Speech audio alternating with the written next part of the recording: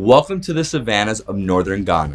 In this documentary, we're exploring the stunning wildlife of Mole National Park, as well as the food and daily life in one of northern Ghana's most important cities, Tamale.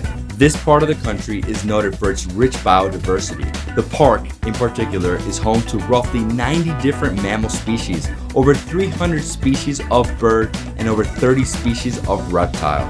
The park is also culturally significant as it's home to Ghana's oldest mosque. We're exploring all of that, as well as nearby Tamale, a city known for its vibrant food scene and rich cultural heritage. I'm taking you into rural villages and exploring local tanneries and markets, and we're diving into local favorites like waakye and fufu along the way. It's peanut soup is specialty of the northern people.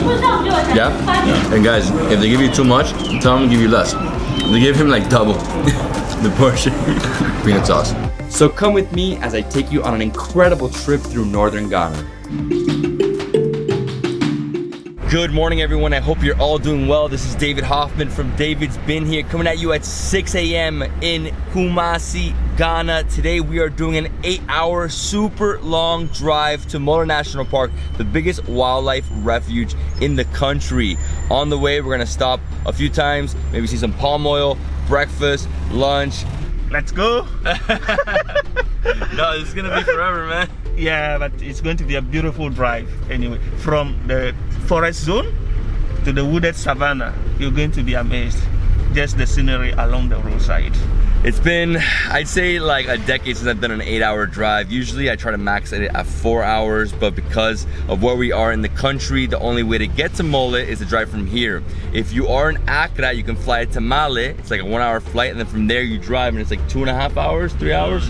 2.5. 2.5? Okay, so let's say 3 hours. Always think longer because of traffic, right? And yeah, this is Kumasi at 6 a.m. and there's traffic. After 45 minutes of traffic, we are out of Kumasi, sort of. There's still villages coming up here and there, but the hardest part to get out of all the traffic was in the main center. So we had to cross from my Airbnb all the way through the center and then to the other side. We left like at 5:45, 5:50, and now it's 6:35. So roughly 45 minutes, but we're out, thank the Lord. But it's still gonna get a lot of traffic. You know, there's only, you know, it's 2 lanes, that's it. So it's always like that. And one thing I gotta say though about Kumasi, a lot of dust. A lot of dust, man. It's like, it almost feels like desert. The contrast 1 hour outside of Kumasi is completely different. I mean, the level of the temperature, I mean, it was like 84 degrees over there, super hot at 6 in the morning, and now it's like chilly. It's like, woo, getting to the jungle, right? This is sort of how it is, you know, when you go to like national parks, morning and night, always cold, during the day, boiling, scorching. And now, it's like jungle, village, a few different farms, and that's basically it, huh? The moment we move from the forest zone to the wooded savannah area, the palm trees are not going to be there anymore. But then they have the shea nut trees. So shea nut become their major product for processing into various products. Soap, butter, oil, cream. There's a breakfast. So we're going to have a waakye. Waakye. So right outside of my door is a lady with waakye.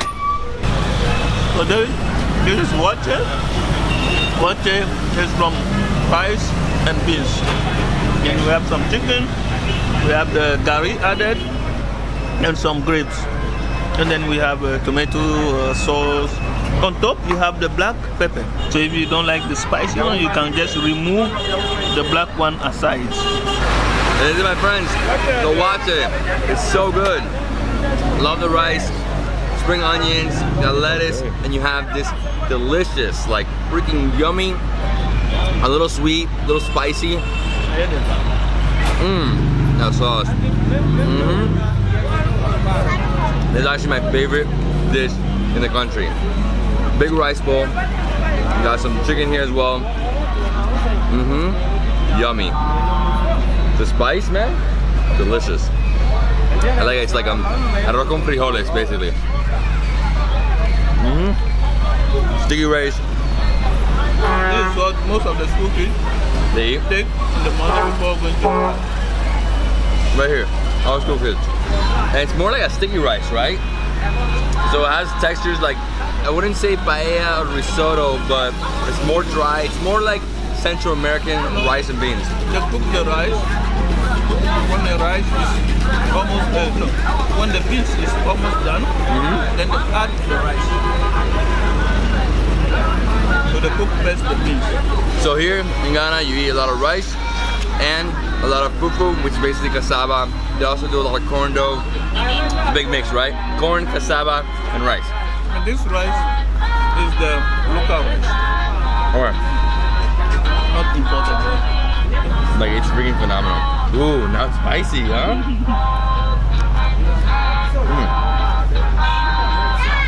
You have a nice piece of chicken. You can get chicken or you can get fish.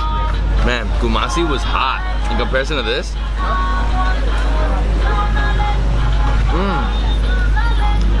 Fried chicken, lightly fried, still very juicy, crispy. Oh wow, that village chicken though.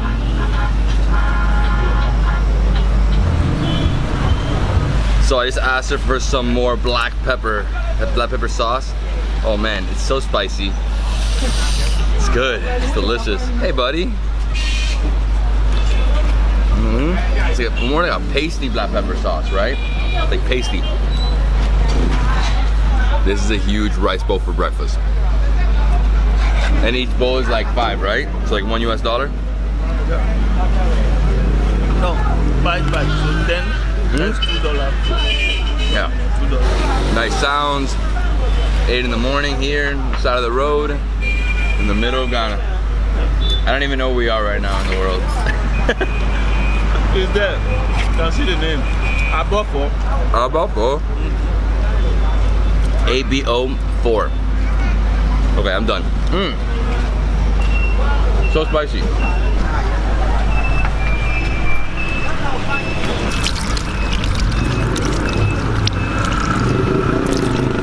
So it's 10 total. $2 for breakfast. Oh, I am full. I'm ready to go. Awesome. Let's go. I'm actually really hot now. That black pepper, woo, that's spicy. Super spicy. So now we are in East Bono region, a newly created region, and Techima, where we are now, is the regional capital.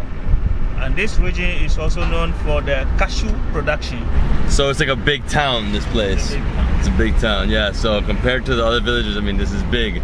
You have low rises, you have high rises, you have lots of streets, so many more vendors, and obviously traffic and tuk-tuk galore. Tuk-tuks are everywhere. Whoa. So it's different. I mean, we haven't been to a village like this before, because most of them have been like minuscule, right? Yeah. After 15 minutes, we're out of that town. It wasn't so busy because it's not a market day, but you know, bus station, mechanics, vendors, not that much to see there, right? Yeah. If you pass through, probably stop for some food. If not, just continue.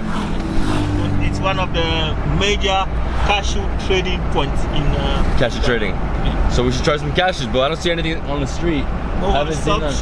Yeah? And one of the farms to taste the fruits. Okay, yeah, I mean, if we could try one, it would be great. The funny thing is, it's not like India. Like, you don't see a million vendors on the street selling that one product. No. It's harder to come by. And what you see in front of us, like that haze, that's a mix between pollution and the dust from the Sahara Desert. So it's not straight pollution, it's not just a smog, right? Bush burning. So all these smogs mixed with the Sahara Desert dust, it creates this environment. Quick stop, guys. We're gonna go see the cashew farm. So these are all cashews, right? All these? Remember, it's a little different here in Ghana. It's not like a cashew farm with a sign where people are like selling stuff and you can go in and visit. No, this is just like on the side of the road. Just walk in and see it. Yeah, it's nature, right? These are the fruits. This one they are ready to eat. But here, initially we were just eating the fruit. But for some years now, cashew has become cash crops in Ghanaian's economy. And so people start having the farm. They don't mind if you pass through and eat the fruits. Just make sure you drop the nuts under the tree so that the farmer can come and collect it.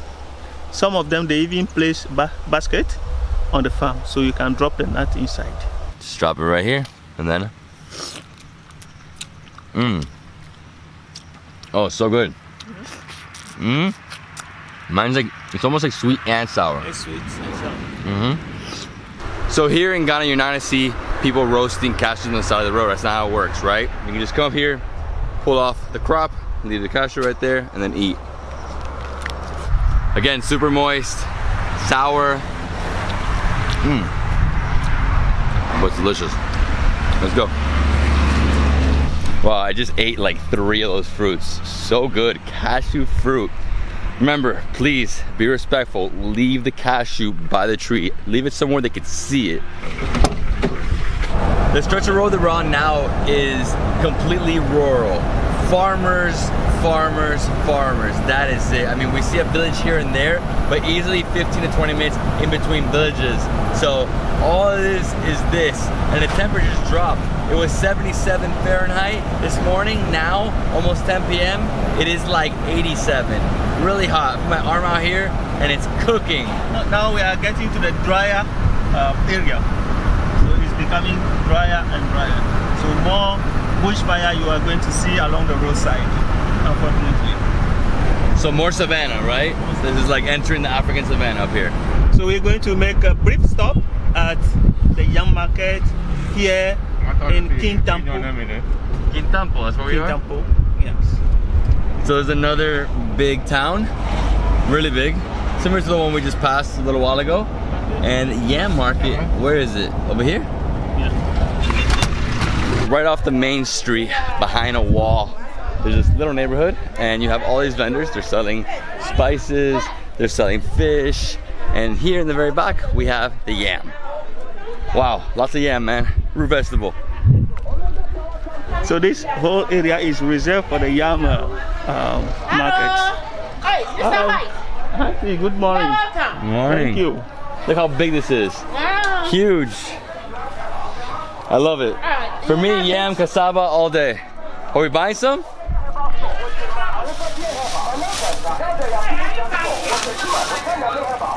3 for 10 cedis. 3 for 10 cedis. But for example, this one, they are a bit bigger, so it's 20 cedis. Not so bad. So like for this huge one, it's like $4 US. But he got a few small ones. Wow, so many. So this whole area is like this, right? All the yam are covered. As you can see over here, they're covered with like, I don't know if that's, yeah. Come back. She wants her to come back. But I need to show this. So here, look, see all the yam? This is where they cover it, right? So they use bamboo to cover. So guys, sorry, that's not bamboo, that's high grass. It resembles bamboo. Very similar, right? Let's go. We have a very tight schedule because I have to get all the way to the national park by 3:30 is the last game drive of the day. Obviously, morning game drive, night game drive. Thank you, my friend. Thank you. Take care. So this is the best place to buy, huh? Yeah.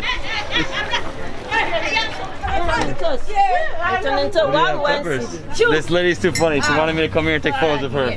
Tomatoes, peppers, small onions. Onions? Thank you. Thank you. Very nice. Thank you. Bye, bye. Have to go. Let's go, let's go. That was great, man. Oh, cool. Really, really cool. It's funny because for these guys, this is normal. For me, it's like exotic. Another quick stop. We're gonna get some roasted yam. So it's cashews, yam, tomatoes. That's what they do in this area. Hey guys. Come here. Come here. Bread Bread. what Let me see the bread. and in there. India. Bread. Wait. It's 1 cedi per piece. 1 cedi per piece? Yeah. Awesome. Hey, watch out, you. Thank you. Thank you. Bye. Bye. Bye. Bye. Bye. Bye. Bye guys. Bye. Oh, the roasted plantains. That's the best. The only problem is we keep making stops like this. We're never gonna get there. We gotta fly. It's already 10:30. Let's go, man. Let's go. You bought bread too? Yeah, for some friends in the Mole National Park. For the baboons, right? No, I'm joking. The way you know you're in the savannah is when you see the huge termite mounds, left and right, hundreds of them. You told me we're gonna see a giant one right now. How big is it? Like 5 meters? 5 meters tall? No way. I've seen a few of those in South Africa, Swaziland as well. Any national park you go to that's savannah, like this type of, you know, environment, you're gonna have that. So what is the African savannah? Basically, it's an ecosystem of tropical grassland with warm temperatures year-round with the highest seasonal rainfall in the summer. The savannah is characterized by grasses and small dispersed trees. They do not form closed canopies. So basically what that means is that the sun makes it to the ground, right? Because in forests, the sun doesn't get through all the trees. Here it does. So trees here and there, lots of grassland. It's a good snack, right? Roasted yam. I would add some spice though. Lots of potholes. Yeah. What's the name of this river? Black Volta. Black Volta. Black Volta. So after crossing that bridge, we entered a different region of the country. This is the Savannah region, right? Savannah. And it is dry, it is hot, 95 degrees, people are out. And this is mostly more Muslim community, right? Because I see a lot of mosques. Obviously, what they're wearing is different too. The main ethnic group here is called Gonja. Okay, so we just made a left. You go this way, Tamale, you go left, you got Molar National Park, and we still have about 90 more minutes. It's 100 degrees outside, it's dry, and on the left and the right, we have the Shea trees. And we have to take this road to get back. So the day we leave, we're taking this road, and we continue all the way to Tamale. So it's 3 hours from Mole, from the entrance, all the way to Tamale. So again, if you want to come up here and you don't go this way, you fly from Accra to Tamale 1 hour and then drive 3 hours over here. So there is a center at Usulu where the women have been processing the shea nut into butter or oil and cream. But then I'm not too sure if today they will be open. We'll make a stop there to find out. This is Gonja village. It's like a hut village, right? Yeah. It reminds me of, I went to the country of Lesotho, sky capital Africa. This is how it is, all like huts like that. Just like mud huts with the grass on top, right? We made it here to one of the villages where the shea butter is made, or where it's extracted, right? From the nut. Okay. The nuts from the shea fruit. So after eating the fruit, or not many are eaten, the nut inside is what they are looking for. They just soak it, and now the next process is that they are going to roast it. After roasting, they mill it. After milling, they come back again to roast it, the powder or the cracked one. That is what we are doing here. So when they are done with this, they are just going to add water, and they will be stirring it, and the fat or the oily part will come on top, and they will be collecting it. Then after collecting that, they are going to clean it. The cleaning process also takes time. You know, like they put it in water, take it out, put it in another water, take it out until it becomes perfect. So it's a long process to make shea butter, but in the end, you have this incredible edible butter, plus they use it for cosmetics, right? For the skincare. For the skincare. Here it's cooled. So if they leave it outside, it will become, it will melt and become oil, like cooking oil. Okay, so here we have the final product, the shea butter. Completely done, right? I'm gonna grab a little bit so to put it on. When it's super dry outside, put this on. Oh, it's very nice. Very nice. Oh man, I feel good. It's oily though.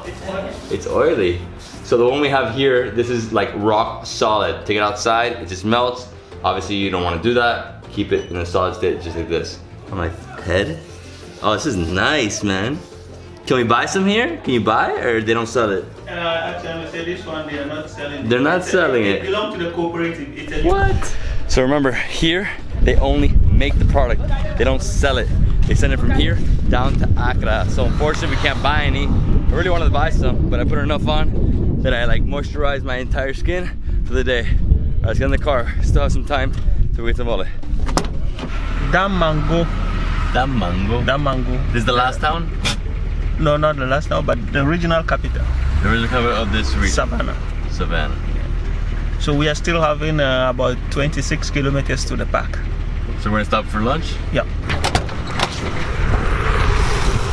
I'm excited for this lunch. I'm trying Jollof for the first time. Jollof, right? So that's the rice. So the difference is that this rice has been cooked in a stew, right? And then it also has noodles, some red sauce, some cabbage, and some fried chicken. He's having, oh my God. He's having fufu with a light soup, and this is like a local restaurant, open air. In the back is the kitchen. You see them making, you know, porridge, fufu, everything.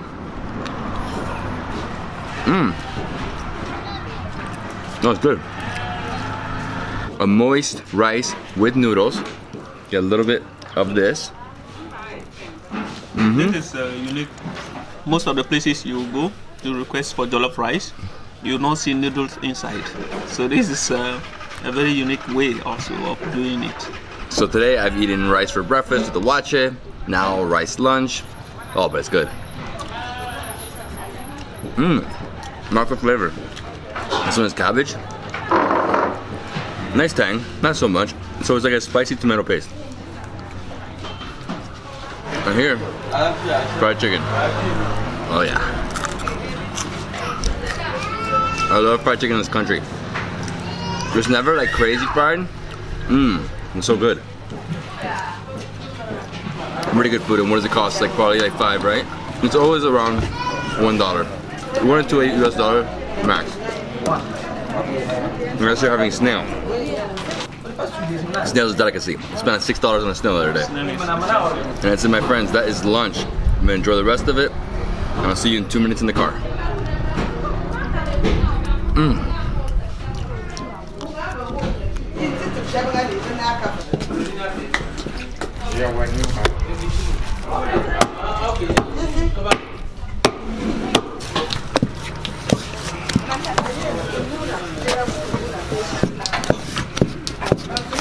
All right, my friends, this journey's almost over. 30 minutes to go, and we're in Mullen National Park. We are about to enter Mullen National Park, the biggest wildlife game reserve in Ghana. It's a must visit if you want to see wildlife in this beautiful country. And yeah, guys, 8-hour drive from Kumasi all the way up here. It was a long stretch.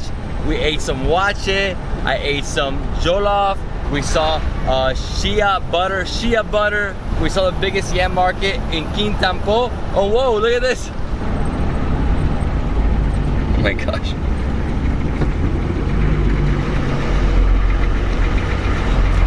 And here in Mullen National Park, there's only 2 accommodation options. The Mullen Motel and the Zaina Lodge, a luxurious safari lodge, one of the first ones in West Africa. That's where I'm staying. They have a pool, and they have lots of game drives. So game drive in the morning, game drive at night. I'm spending the next 36 hours there, so I'm going on 3 game drives. I'm excited, guys. I can't wait to see some elephants. What else? Some hyenas. But beware of the baboons. The baboons? Okay, so don't leave your food out. The baboons take everything. Well, guys, I hope you love this video. If you did, give me a thumbs up. Leave me a comment below, subscribe to my channel for more awesome travel content. I'll see you in the next travel food adventure in Mullen National Park. Let's go.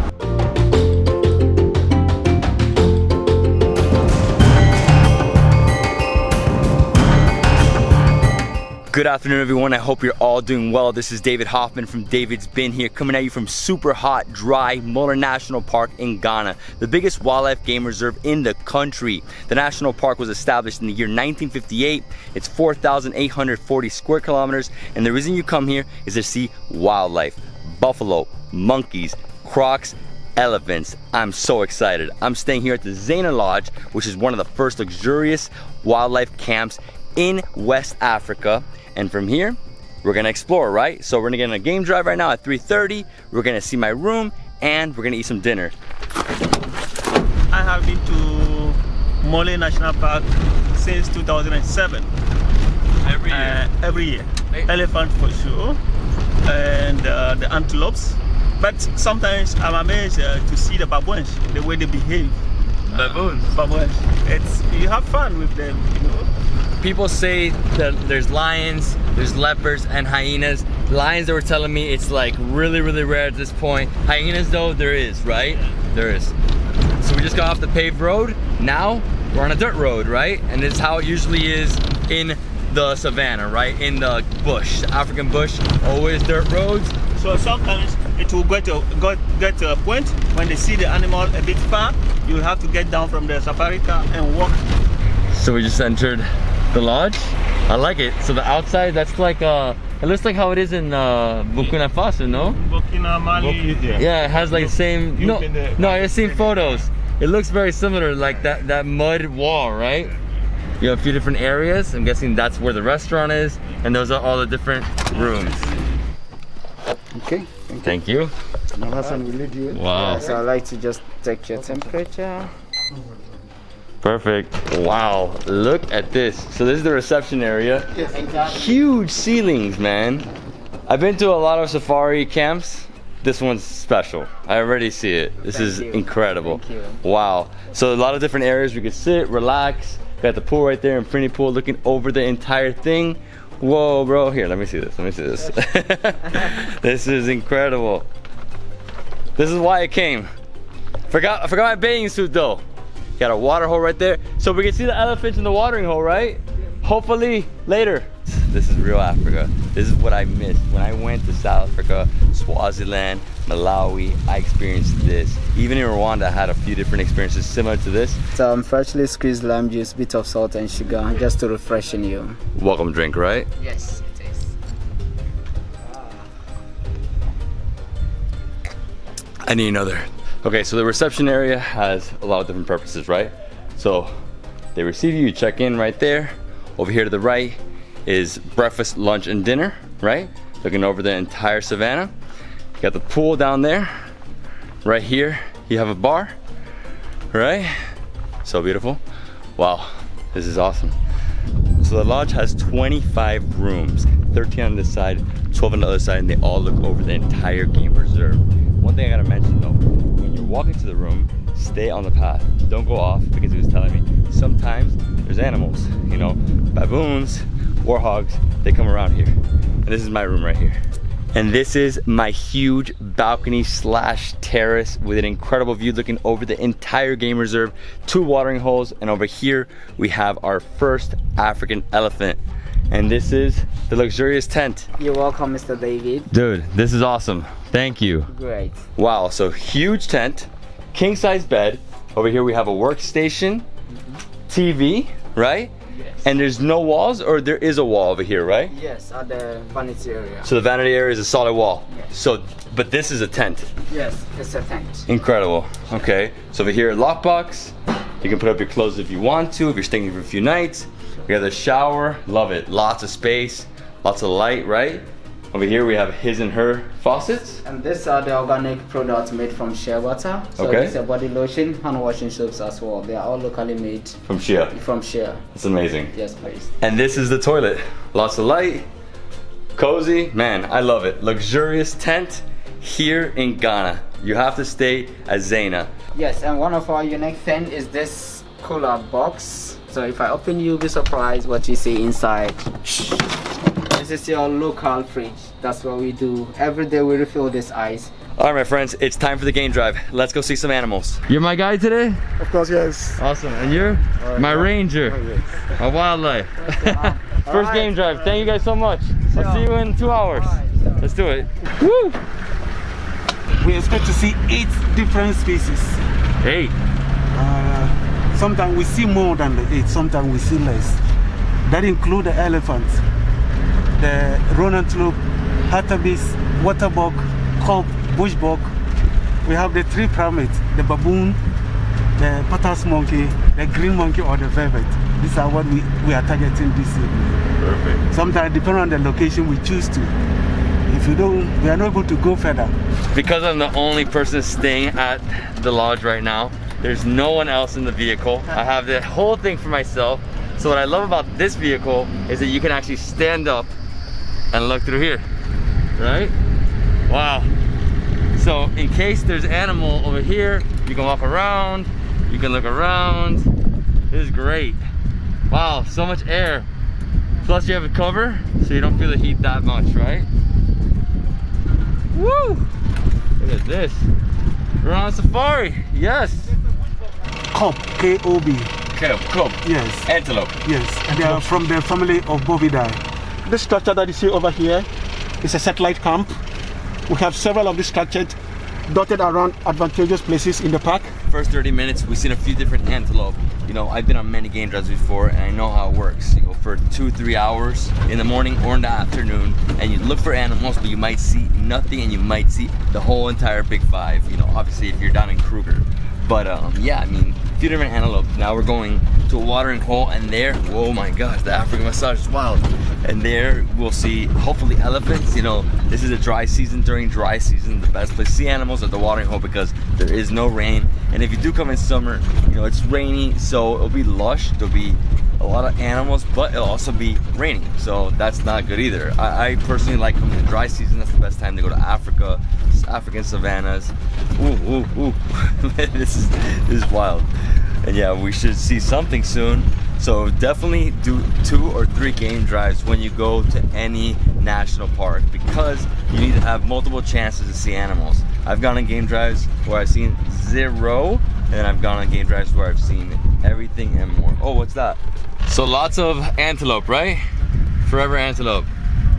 Show me an elephant, my man. Show me one. We might spot a leopard up in a tree somewhere. Right here with some juvenile water bucks. It's very small, confronting us. So we just passed the watering hole where they always see the elephants and their babies, but unfortunately we missed them today. None, not one. Hopefully we see them on the way back. Maybe they're hidden. I mean, it's like this hit or miss every single time on a game drive. I know we'll see antelope, but I really want to see elephants. Elephants, hyenas, whatever. Give me a baboon, I want a baboon.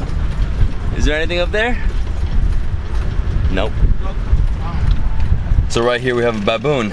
He's on a tree. He's like taunting us. He's like, huh. He's saluting. 3 are hooded. One is the top one is the... 2 different types of vultures? Yes, we have one African white-backed and a hooded vulture. And right there we have Pumbaa, the warhog. But no Timon here. There's no meerkats in this savannah.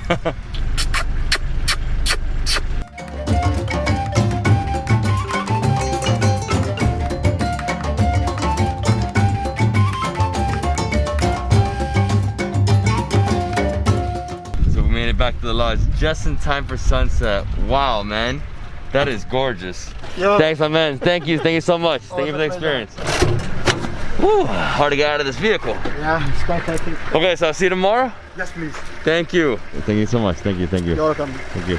Yeah, so usually they do like sundowners out there, but because of COVID times, they're not doing that right now. So the best thing to do is come back to the lodge, go to the bar, get a view over their entire thing with a little drink. Thank you. You're welcome. All right, let's enjoy the sunset. It's going fast. Literally when it hits like the blur, it's gone. You come, you relax. You don't have to go on a safari if you don't want to, but I highly recommend it. That's why you come to, you know, wildlife game reserves to go out, see the animals, hit or miss every single time. But I mean, this is to relax, you know, you enjoy your time, you see, you chill.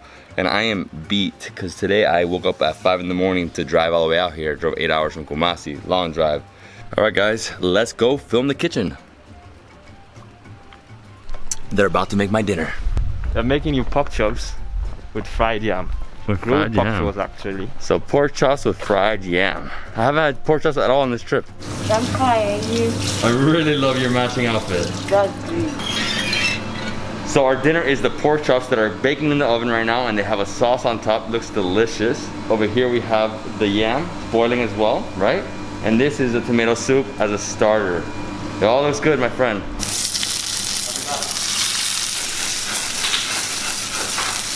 Fried chicken. And oyster soup. So my friend the chef here is making some snapper, fried snapper. That's for somebody else. She's also making me a Greek salad, and I'm not having boiled yam, I'm having fried yam. She just put it here. She also added some water so that it comes out a little softer, right? Because of that. Whew, look at that. I love it. It's like India. It's like the oil just pops. All right, guys, dinner is served. Starting off with delicious tomato soup. We have a Greek salad with some beets, and then we have the baked lamb chops with some delicious yam fries. Gotta try one. Still really hot. Okay, is that cool? Here we go. Oh yeah, that's good. You know, I've been eating so much street food. This is a whole different world right now. Completely changed, right? I've been going all in Ghanaian cuisine. Literally eating fufu, kenke all day. And yeah, here we go. Oh, creamy. A little sweet too. Next, I got my Greek salad. You know, my wife is Greek, half Greek. I love Greek salads. Spread cheese, tomato, black olives, sweet. That sauce. You know, I'm huge into salads, vegetables. And for some reason, here in Ghana, they don't, you know, they do consume vegetables, but it's more like always in a stew, which basically the vegetable is broken down. So you don't actually get the whole thing, right? You don't get like this. You get to enjoy it, the crunchiness, oh, the moistness, and the main course. So I asked her for some spicy sauce. Thing is that if you ask for spice in Ghana, it's like Thailand. They go crazy with the peppers. And here we got it. Pork chop. Wow, look at this guy. Huge. I don't actually eat pork a lot. I eat way more lamb and goat and beef, but pork, very rare. Oh man. It's like she used like a soy glaze. And the caramelized. Loving the yam fries. Yam, root vegetable. Obviously we saw this on the way up. It's like 1 billion yams for sale. That's good. More spice, always. And the last thing we gotta try are these vegetables. So she put like the fish oil.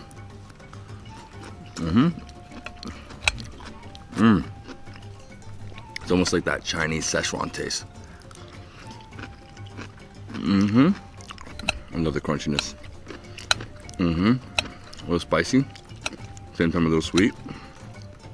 Oh my god. That was good. And yeah guys, this was our experience tonight. You know, we got here a little late to Bono National Park, the biggest wildlife game reserve in the country. It's an incredible place. If you come from Kumasi, it's an hour drive. If you come from Accra, you get to fly Accra to Tamale, 1 hour, and then 3-hour drive in. And when you get here, stay here to Zaina Lodge. Super luxurious place. It's the #1 place to stay here. There is no other big lodge like this. This is incredible. So they have 25 luxurious tents like the one I have. Really, really beautiful. I'm gonna sleep like a baby tonight. I can't wait. What you can do here is relax by the pool, get a drink right here, have breakfast, lunch, and dinner here, and then go on game drives twice a day. They also have like a walking safari, so if you want, you can go on a walking tour.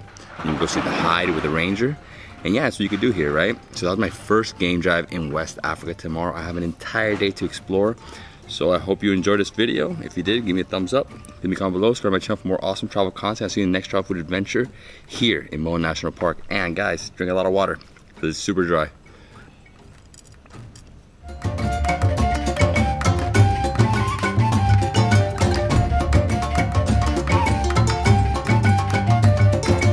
Good morning everyone, I hope you're all doing well. This is David Hoffmann from Davidsbeenhere coming at you from beautiful Bono National Park, the biggest wildlife game reserve in Ghana, established in 1958. It's 7 in the morning and I gotta say this place is blowing my mind. I mean, waking up at 6:30, hearing the animals chirping. I heard some elephants in the distance. Really incredible. I'm staying here at the Zaina Lodge, which is the only luxury resort lodge in the park. They have 25 luxurious tents. So this is actually a tent. This is not just a room, right? There's one wall in the middle and that's where they have the bathroom, right? But the rest of it is a real tent. Incredible. Love this place. A lot of space, you know, so each one is just like this. You know, huge king size bed, but if you come with kids, you can add beds on the side. That's why there's so much space there. And what do they have here to do, right? So I'm gonna explain to you how this works when you come to a African safari lodge, African luxury safari lodge, right? Stay 2 nights, always stay 2 nights. Get here like I did yesterday, got here late, got here like at 3, went during a game drive, had dinner, had a drink, passed out. Today, what am I doing? Well, the schedule is usually like this. early morning game drive. Then after that, you have breakfast. You can have breakfast at 4, depends on the time of your game drive. Here they offer 2 times, 7 a.m. and 9. So I'm doing the 9. So I'm gonna have breakfast now, then go on the game drive, come back, have lunch.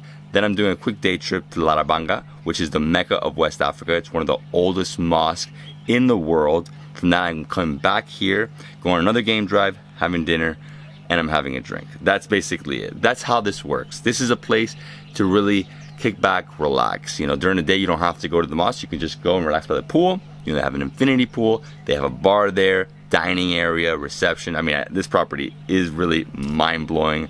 If you've never stayed at an African safari lodge or luxury safari lodge, you'll be amazed. And the best part about here is there's only 2 accommodations in the entire park. There's this one, and then there's also the Mole Motel, which is a budget-friendly one, right? And how do you get here to Mole? Well, the best way to do it is fly from Accra to Tamale, 1-hour flight, and then drive 3 hours west, and you're here. Now, guys, let's start off with a breakfast. I'm hungry, and then we're going on a game drive. And actually, I saw an elephant this morning again, right there. Came, and he left. So on my side of the property, there are 13 luxury tents. On the other side, there's 12. In the middle, we have the reception. Oh, I'm hungry. I'm good. Morning. How are you too? Very good, man. Look at this. Man, the ceilings. So he was telling me the roof is that Burkina Faso style, right? The roof, right? And in the middle we have this. That's how similar to Larabanga, no? How they sing. Incredible. And I'm sitting right here. This is my table. This is my table. Yeah. Breakfast, lunch, and dinner. Yeah. Looking over the whole game reserve and the pool. Perfect. There's an elephant there? No way.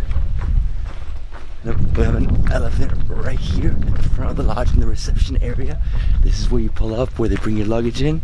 There's an elephant here at the watering hole. So the elephant's getting some water, but I'm staying at a distance because you cannot get too close to an African elephant. It's super dangerous. Just keep your distance and just admire the beautiful beast. Wow, look at him, he's so big. He already sort of growled at me. That was a nice surprise, seeing an elephant right there in the wild in front of the resort. I mean, priceless. Double espresso. Here we have some jams, we have some donuts, we have granola, we have fruits, and we're gonna have some eggs. There's no one else here, so I'm here relaxing by myself, right?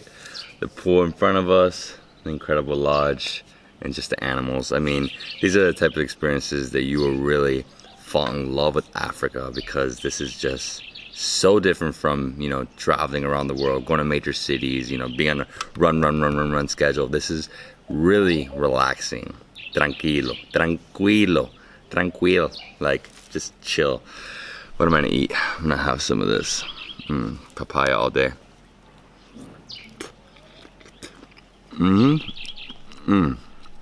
Fresh fruits. You read my mind, man. Yeah, there you go. Fresh fruits, and here we have watermelon, right? Yeah, fresh watermelon juice. Oh man, fantastic. Kitchen? Uh-huh. Let's go. Oh.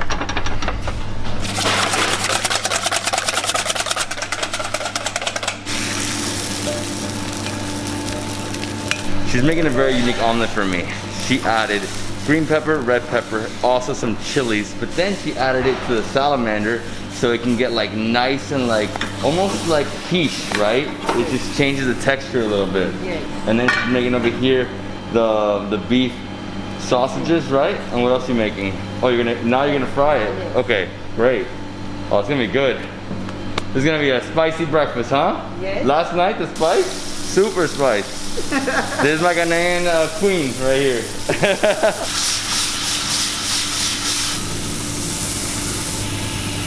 Breakfast is ready. This is beautiful, look at that. Yeah.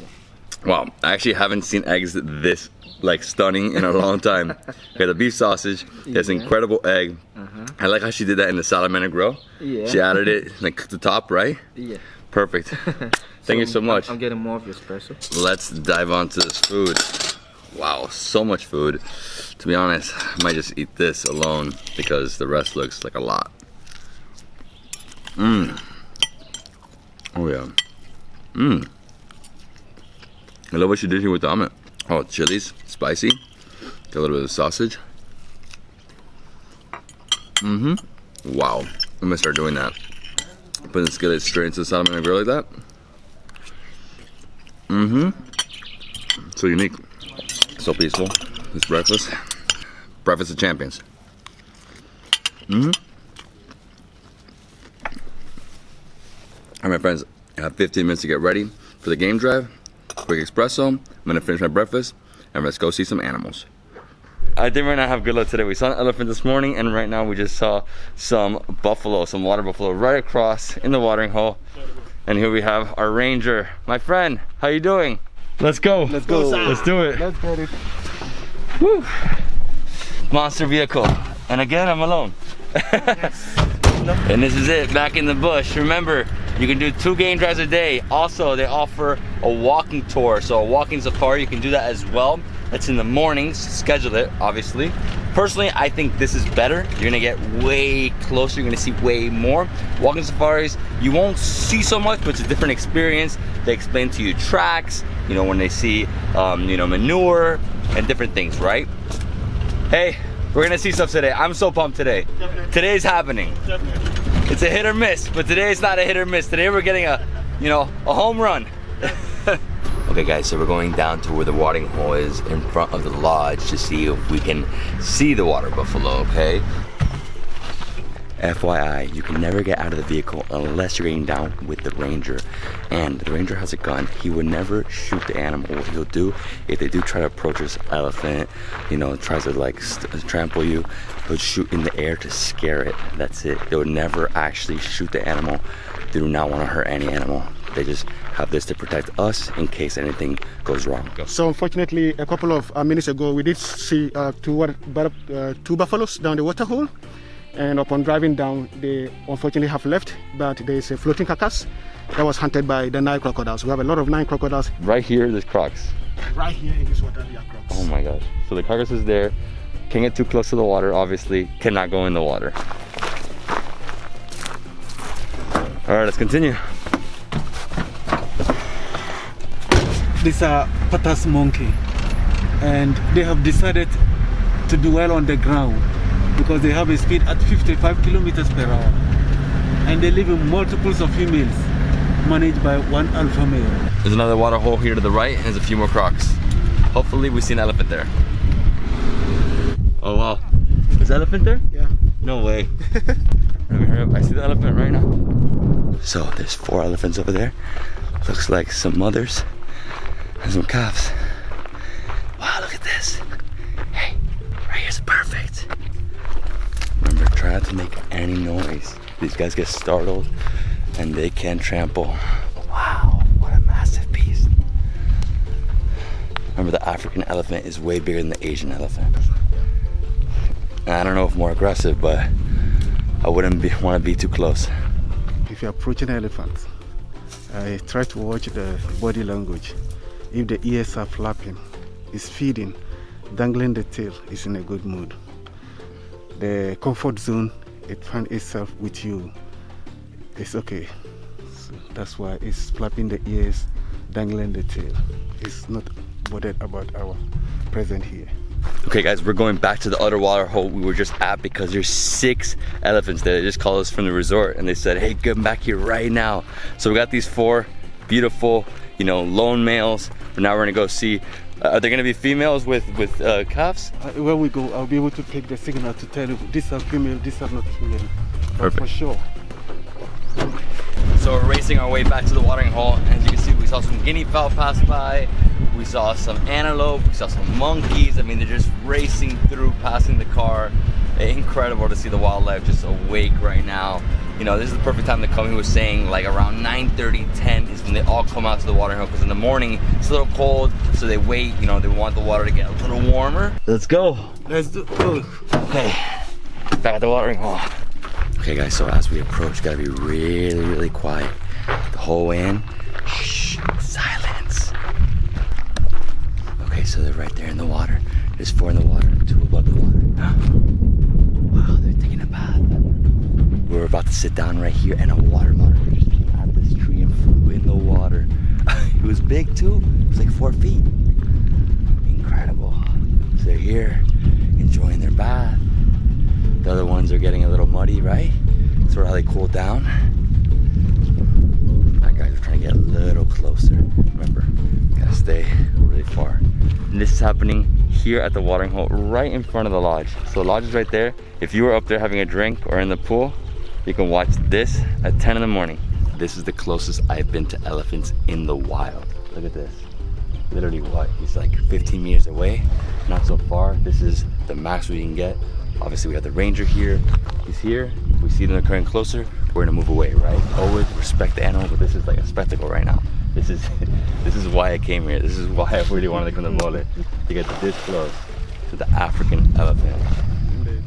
And that is their natural skin. Yes. Super dark like that. Super dark.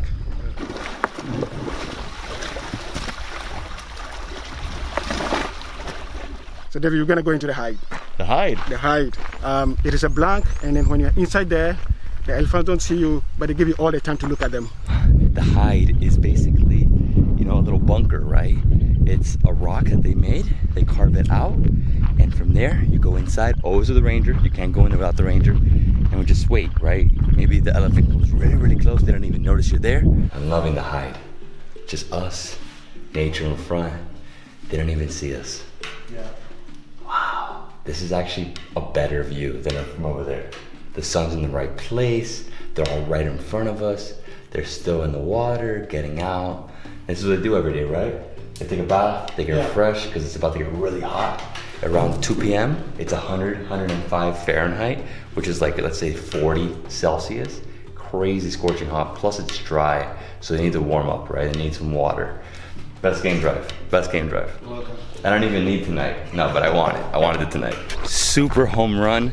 Said it this morning. We're gonna see it because yesterday we only saw antelope and we didn't see the elephants. But today we saw 10. 10, yeah. 2 different watering holes, 10 elephants. These gave us, you know, a little performance there in the water, just playing around. Really incredible, man, like breathtaking. And now we're gonna get back in the vehicle and go back up there to the resort and have some lunch. All right, my friends, I need some water and some food. Water is life.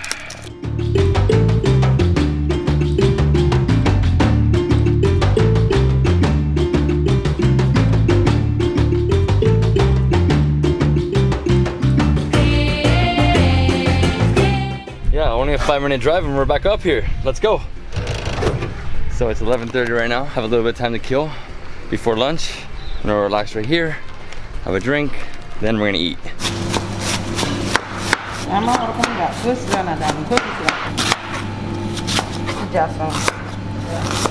So I'm back in the kitchen and here they're making grilled chicken with veg stew and garlic rice. So they're cooking it right now. She just grilled the chicken and then she put it into the oven. So she grills it, then bakes it, and then over here she's cutting up all the vegetables. So cabbage, carrots, onions, green pepper, tomatoes. 20 minutes, right? Hopefully. I love how they present every meal. So it's like 3 to 5 courses every time. Breakfast was like 5 courses. This is 3 courses. Got our green pea soup right here. Salad, double salad, chicken. Got some vegetable stew, some rice, and some chili. Let's start with the green pea soup. Oh wow, that's delicious. I don't think I've ever had green pea soup before like this. A little creamy. So good. Next up, double salad. I usually just dive on the coleslaw one first. It's basically like sauerkraut, right?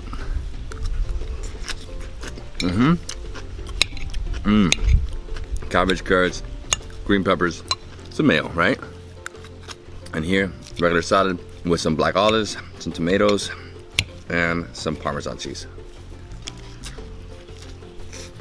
So creamy. So this chicken is grilled, but then they baked it. So the outside a little crispy. So it's a beet dressing, or let's say like glaze, right? It's almost like, it's almost like a paste. I love the chicken. Add some spice on top, right there like that. Please be careful with the chilies here in Ghana. Rice, let me get some of that beet paste. I think I'm gonna love this though. Vegetable stew. A little spicy. I'm gonna finish this later, but I wanna show you the dessert. So 3 different types of ice cream. Looks so good. Oh man, I haven't had ice cream. Well, I had some last night, but I haven't had some in a long time in terms of Ghana. You don't really find this all over the street, right? Just, this is a gourmet ice cream. I don't know what they put on top of it. It's almost like Pop Rocks.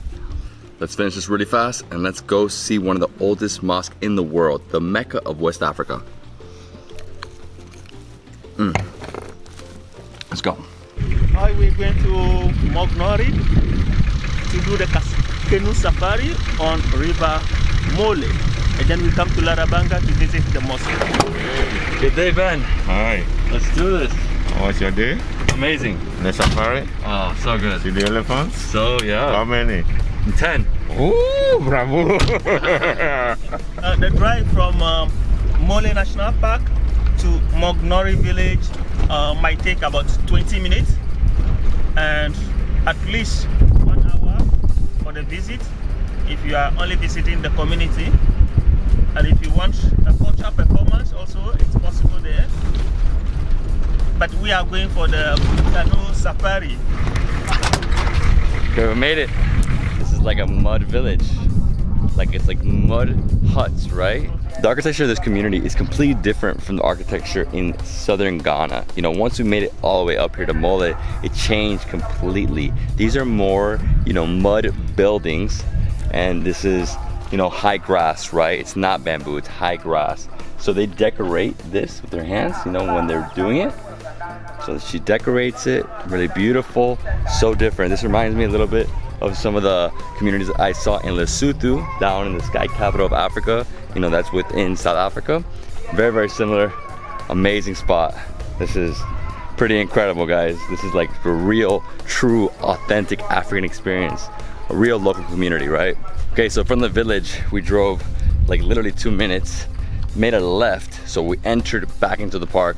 You know, that is the boundary, the street, right? So the right, it's the village, on the left, it's the park, and right here we have the Mole River. Careful of the ants. All right, we're on. Any place. Any place. So here we go. Mole River, beautiful. And he was saying that during the rainy season, it gets really high. Like it covers most of this forest. To the top. To the top of the trees. That's crazy. So you can't even go through here, basically. So please, in the rainy season, when I have clients coming here, I don't go with them. Yeah, obviously. Because I'm like a stone in the river or in the water. And there's no crocs here. No crocs. No crocs. No crocs. So basically, it's just a peaceful journey through the river, right? Through That's the it. river. So if you want to do the full tour here, it takes 1 hour. Okay, so you go 30 minutes to the very end, you turn around, you come back. We turned around 15 minutes in because for me, you know, I already saw a few birds, saw some monkeys. I mean, to see like any other animal would be hard, but if you're a bird lover, this would be awesome. Lots of bird species here, different kingfishers. What else did we see over there? We saw a few different other birds. Yeah, I'm not a big bird expert, so I don't know, but the bigger bird, that is, which is the plantain eater, western great plantain eater. okay, western grain plantain eater. Yeah. Nice. And that's it. That is the Mole River. Really beautiful out here. It's cool, lots of shade, and you can see lots of like mosquitoes and flies in the water, right? If you want to enjoy the Mole River, come with long trousers. And if you like, put on some repellent, some cream to push away these flies, especially the cheche flies. They disturb a lot. They are blood suckers. Tootsie fly, right? Tootsie fly? Cheche fly. Cheche fly? I don't know, the Tootsie fly is the worst. Yeah. Thank you, my man. Thank you. welcome, Thank you're you. And when they suck you, that place. So now we are going back and continue to Larabanga to see the mosque. It will take us about 20 minutes. Yeah? Are you ready? I'm ready. Let's go. So this is the village of Larabanga. So it's a real village though. Lots of people here. You know, vendors, houses. The mosque is a bit inside. It's inside. Down. Walking deep through here. Larabanga, wow, the house is like falling apart. Oh, careful, buddy, careful. Hello. How you doing? Good? What's your name? David. Thanks, you. Nice to meet you. Take care. And this, my friends, is one of the oldest mosques in the world. Almost 500 years old. It is gorgeous. I love the colors. So unique, the architecture. So right here is the Larabanga Mosque. It is 600 years old, located in the Savannah region of Ghana. It was purposely built by one man called Ibrahim. Islam was introduced into Ghana through the northwest part of the country. This was built with clay and wood. The man who built this mosque, Ibrahim, told his friends, hey, when I pass away, please bury me right next to the door of the mosque, and a tree will sprout, and that tree will have edible leaves. And this is it, a 500-year-old baobab tree.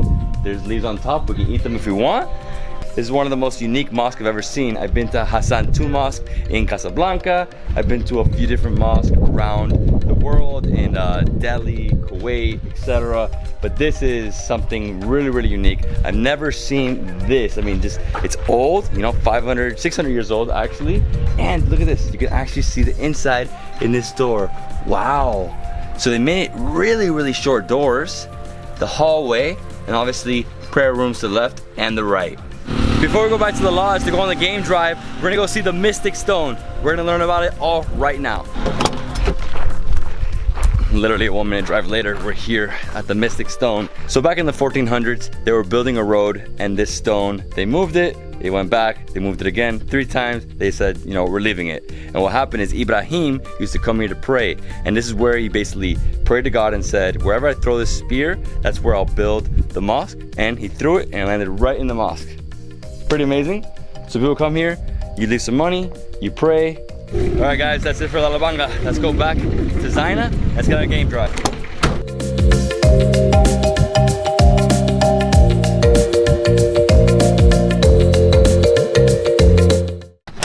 Just made it back here to the lodge. And guess what? There's another elephant on the property. Right over here by the rooms.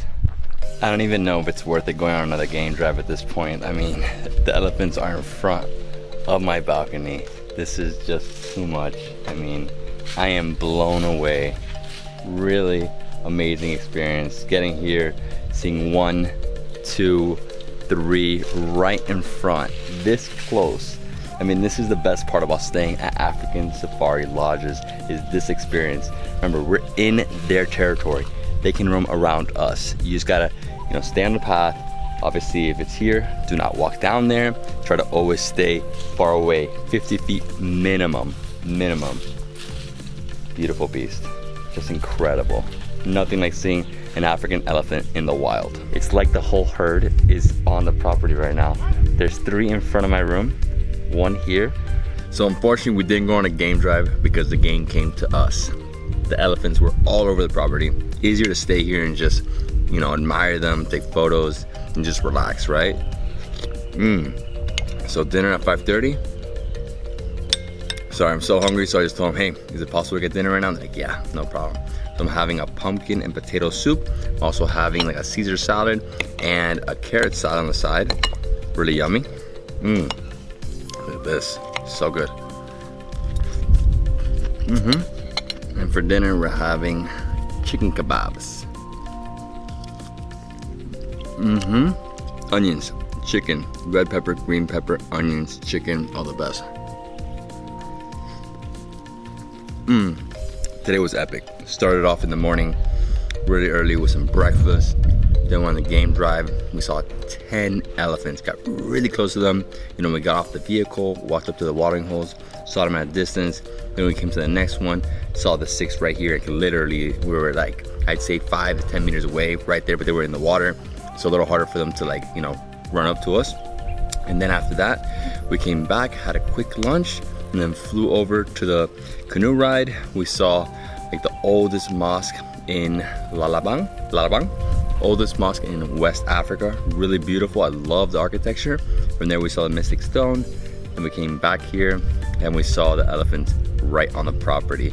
I mean, this is how it is, right? It's more of a relaxation. You know, obviously I was all in terms of going all out and going and see all the attractions. You don't have to do that.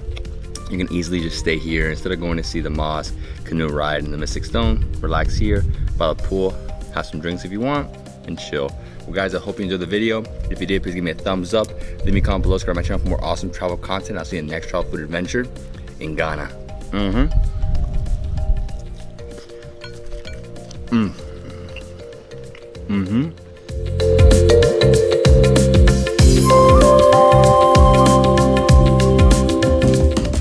Good afternoon, everyone. I hope you're all doing well. This is David Hoffmann from Davidsbeenhere, coming at you at 5:30 in the morning here at Zaina Lodge in Muller National Park, Ghana. This place has blown my mind. I spent 36 hours on this beautiful property, saw so many elephants, saw one of the oldest mosques in West Africa, went on a canoe ride, saw a mystic stone, but really the highlight for me was those elephants. So many, 5 meters from me, just playing. I mean, they're telling me that you never see that. Really rare sighting. It was crazy. We walked around with the ranger, took a bunch of photos, and I was blown away. The food here is also delicious. You have to come to Zaina Lodge when you come to Ghana. And today, guys, it's all about the journey. We are traveling to Tamale, the 3rd largest city in Ghana. It's a 3-hour drive, let's say 4-hour drive because of stops. We're gonna stop at a local, village. We're gonna go get some Shea butter and probably have some waakye. It's 5:45 now. I'm waiting for Isaac and Ben. As soon as they get here, we jump in the car and we go. Are you excited? Let's go to Tamale. Good morning. Bye, morning. How are you doing? Good, dude. I don't even see you. It's this dark. Yeah. Yes, Tamale. And when we get to Tamale, instead of them saying Amaraba, welcome. So we just exited the gate of Mole, and one thing that's really good about Zaina Lodge is that the gate and the lodge are only about 15-minute drive, right? Not so bad. Some parks in Africa, once you enter the gate, you still have 2 or 3 more hours to go. They're telling me one in Benin, 2 hours. Once you enter the gate, there's 2 more hours. That's intense, man. They can't fly you in. Now guys, we made it to the village with a Shea butter. We just passed through a bunch of villages. Everybody's waking up, really early in the morning. It's almost 7. We've been on the road for an hour. That's unfortunate lady that was making the butter the other day. She's not here. She was the one who was gonna sell us to us. What's the name of that town? That village? Bushunu. Bushunu. Yeah, Bushunu. And how much longer before we hit the next road? We're almost there, right? In about 15 minutes or so. Yeah. We'll get to the main highway. And from there it's another 90 minutes roughly to get to Tamale, right? So it's like halfway is the main road where we came up. So if you make a right, you go down to Kumasi, 8-hour drive, or let's say 6-hour drive, and then you make a left, it's 90 minutes and you're in Tamale, and this is it. Woo, it's actually nippy today. Cold out here in Savannah. The African Savannah. Like I said, there's one thing that you have to see when you're in an African, bush lodge. You have to see sunrise, sunset. They're always beautiful. Sometimes the sunset isn't the best because it's a little cloudy. But right now we watched the sunrise and it was epic. Just going up through the trees. Best thing to do is literally walk into the bush and get photos with the trees behind you. But yeah, this is it. I love these adventures, man. Hopefully we see some food. Waakye. Probably your last waakye before you fly back home. I think so. Yeah. And probably my last food today. Are you going to be able to teach your wife how to make waakye? No, come on. We're making another quick stop here at Janika. This is like a traditional mud hut village. We're gonna walk around. Hopefully I can try something to eat. But if not, we're just gonna see some local life. Here in Ghana, every village has a chief. So when you get to any of these villages, the first thing to do is to visit the chief, greet him, and then in the north, we say you send kola nut to the chief. That you can go around the community. Oh, beautiful village. Look at this. Each one, I guess each family has like 5 or 6 huts, right? And then they have like a fence, right? So over here we have 1, 2, 3, 4, 5, 6, 7 mini huts. Over there another 7. Over here 3. Over here 6. It really depends. Lots of kids, lots of ducks, lots of chickens everywhere. It's real life. This is how the world is for real, guys. Very different. Hey guys, how you doing? Here we are with the chief of the village. Like I said, every village has a chief, and if you want to explore any community, you first pass by the chief. The chief doesn't rule the community alone. He rules the community with the assistance of the elders. We have the council of elders. And so if there is any issue among husband and wife or 2 families, they bring all those issues or disputes to the chief. And together, the chief and the council of elders will sit down to solve it and to bring peace among the members.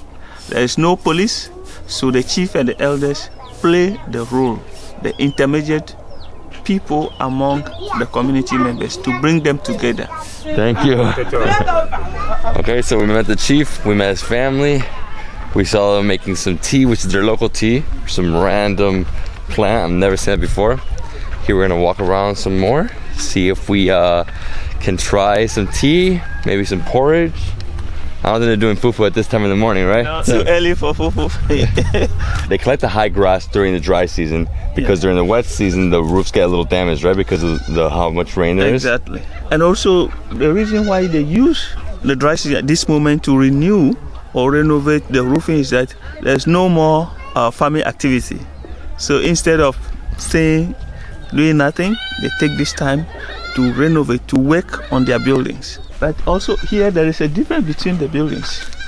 Here if you see it with the clay, that's their living room or kitchen. But ones that they are made with the thatch, they are at a storeroom. That's where they store their harvest, like cassava, yam. Is there anything in here right now? No. No, it's empty. It's open. Yeah. So if it's open, it's empty. If it's closed, it's full. Let me see. Can't see anything in there. So in this storage, there is millet.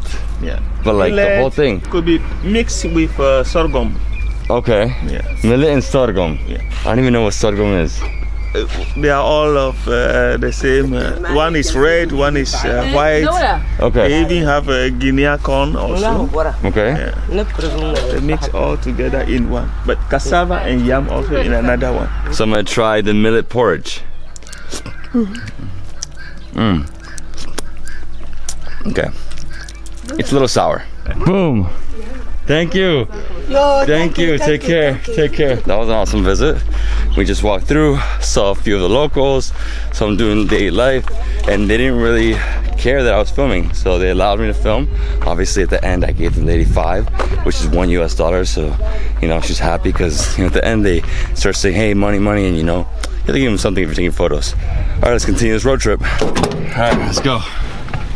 So we made a left, and now it's 90 straight minutes, and you're in Tamale, 3rd largest city, market, tannery, and lots of delicious food.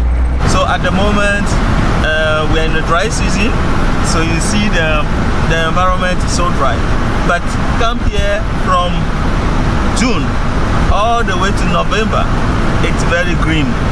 It's very green. It changes completely. Literally after making that left, going down this road, the environment looks completely different. Over there, it's like African savanna, super dry. Over here, a little more lush, more green trees, grass. I mean, it just looks like the contrast is like night and day, you know? Very different. And there's not really any villages right now. It's just like empty road. Beautiful, I love it. The tarmac, like the road is perfect. Nothing like Mole Road. In Ghana, the biggest river is Volta. But this Volta River, it's made up of 3 other major rivers that come together. We have a river Oti flowing from Togo. We have the white Volta from Burkina Faso and the black Volta. It's also partly from Burkina Faso, sometimes make a boundary between Ghana and Côte d'Ivoire. And it was that black Volta that they built the Bui Dam. recently to generate about 300 megawatts. So these three major rivers coming together to make the Volta River. So the drive is supposed to be 3 hours. We did it just under 3 hours with the stops we did, but there were quick stops. So let's say it takes 2.5 hours, but we got up really early, 5:30, 5:45. We were in the vehicle and we flew out of there. Now this is the journey you're gonna make to go to Mole. Coming from Tamale, going to Mole, and then to reverse. And because I'm flying from Tamale, I decided to stay in Tamale the entirety to see it. You know, you can either go in the morning, mid-afternoon, night. I think there's 5 different flights per day to travel back to Accra, and I decided the later one because I want to see the city, right? I want to go around, see the tannery, see the market, eat some fufu. And yeah, we're entering now. Ben was saying that Tamale has the waakye specialist. Waakye specialist. Yeah. Really good here. Yeah. Do you think it's gonna be spicy? Yeah, it's going to be spicy as usual. I love waakye. Rice, beans, lots of spice. Here we go, another city. Can't wait to find a hat. Man, this reminds me of Jamestown. Similar, right? Yeah, it's very similar. This is the old part of Tamale. So old part of Tamale, lots of different alleys, right? Like forever alleys. Obviously here this is paved road, but in there it's not paved. It's just rocks, dirt, vendors, chickens, goats. Wow, this is cool, guys. This is real stuff. Old town. Tamale has a population about 950,000 people. Wow. And it's the biggest city in the northern part of Ghana. It's the main town of the Dagomba people. Dagomba. Dagomba. Yeah. So they speak Dagomba? They speak Dagbani. How you doing? Good? Alright guys, let's go find some waakye. I'm starving. You? Right. Feeling empty. Almost empty. I know, man. It's crazy. So let's go for some spicy waakye here in Tamale. Give me the spice, all the spice. And this is it. Walking through the back alleys of the main part of town, old town.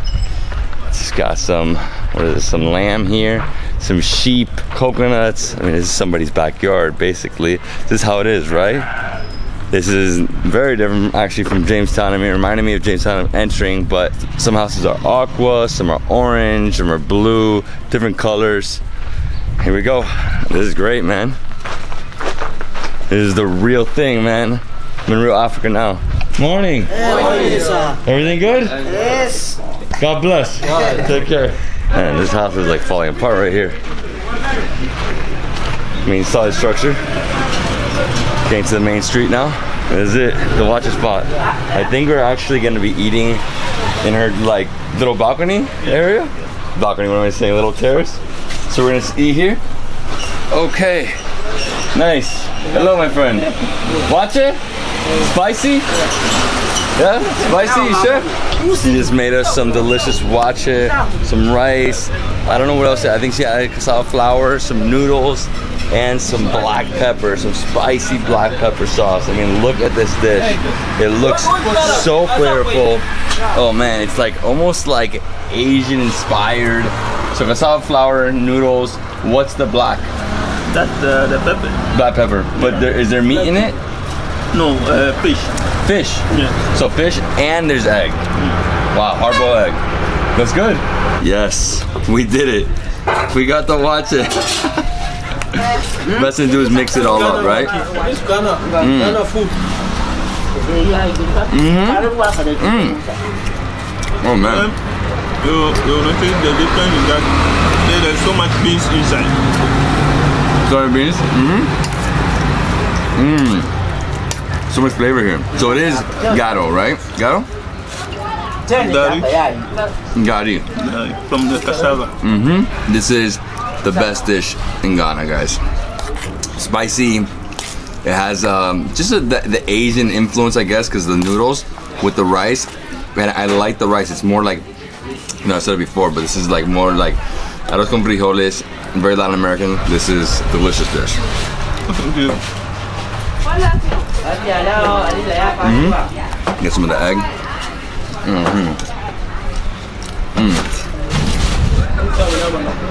know tamale is gonna be special. Tamale. Tamale. One of the best rice bowls for my entire life. Yeah? Wow. There's fish in the black soup. Okay. And they add meat. And they add meat. Yeah, this is the meat. Okay. But the fish is grounded or it's grounded. So you basically before just they make the stew with it. yeah. So no. So it has like a salty sea taste, right? Like it tastes like fish, but just because it's been in the stew. There's nothing like eating street food in Ghana. So every city has its own style of waakye, right? But usually very similar. Always the noodles, the egg as well. Some of them you add like some cabbage and stuff, some vegetables, some onions, some don't. This is so flavorful. I love the textures. For me, breakfast has to be delicious and filling. So this beef, can I eat it? It's a bit hard. It's like beef jerky. My friends, this beef is delicious. It is so different. Hard to explain, but it's a little tougher than beef jerky, but then everything is around it, right? It's like very tough. Really fried, so it becomes so hard. It's almost like leather. Oh, it's hard to get through that piece of beef, but whoa. A little smoky as well.